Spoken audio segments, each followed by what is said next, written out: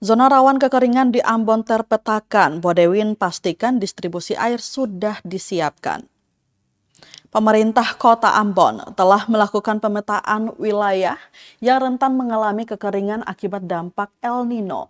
Wali Kota Ambon Bodewin Watimena menegaskan pemetaan tersebut telah dilakukan sejak sebelum potensi kekeringan terjadi dengan fokus utama pada wilayah perbukitan yang selama ini rawan kekurangan air.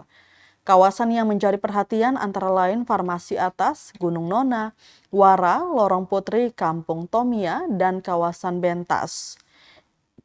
Ia menjelaskan daerah dataran rendah relatif masih memiliki akses air bersih meskipun tetap perlu penataan ulang. Sementara itu wilayah ketinggian dinilai lebih rentan karena keterbatasan sumber air. Wali kota juga mengungkapkan bahwa debit air tanah saat ini mulai berkurang dan kondisi tersebut berpotensi memburuk seiring cuaca panas ekstrim. Untuk mengantisipasi dampak tersebut, pemerintah Kota Ambon menyatakan kesiapsiagaan menghadapi musim El Nino dengan fokus utama pada penyaluran air bersih kepada masyarakat. Selain itu, dinas terkait juga disiagakan untuk memberikan layanan cepat dan tepat dalam penanganan dampak kekeringan. Diketahui El Nino dan La Nina merupakan fenomena iklim alami di Samudra Pasifik yang saling berlawanan.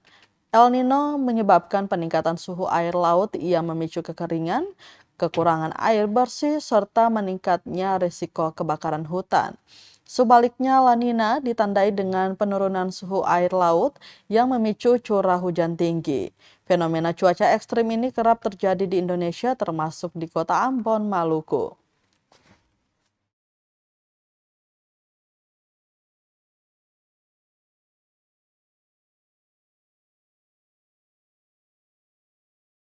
Jangankan El Nino, sebelum El Nino kita sudah petakan mana wilayah yang rawan terhadap ancaman kekeringan atau berkurangnya debit air. Bahkan ada sebagian wilayah Kota Ambon juga yang belum terakses air bersih sampai hari ini kan. Nah karena itu rata-rata di daerah ketinggian yang akan kesulitan. Kalau di daerah dataran rendah, sumur ada dan lain-lain masih tercukupi. Tapi memang debit air sudah mulai berkurang, air tanah sudah mulai berkurang. Karena gitu, kita berharap yang penting adalah kita mampu mengidentifikasi dan mampu mengambil langkah-langkah untuk penanganan secara cepat.